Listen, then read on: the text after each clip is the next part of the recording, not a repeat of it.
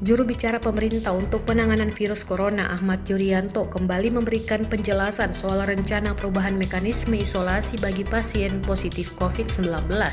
Menurut Yuri, pasien yang positif akan dirawat dalam satu bangsal.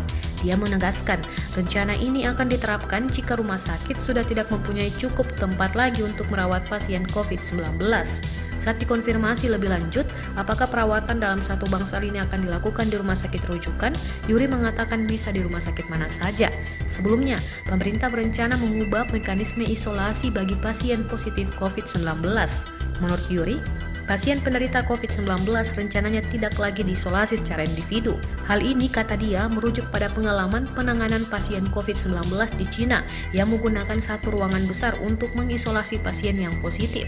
Yuryanto menjelaskan, alasan rencana ini akan diberlakukan pemerintah. Pemerintah menilai secara umum para pasien yang sudah dinyatakan positif COVID-19 berada dalam kondisi baik. Hal ini dilihat dari gejala klinis yang mana tidak semua membutuhkan penanganan medis secara spesifik.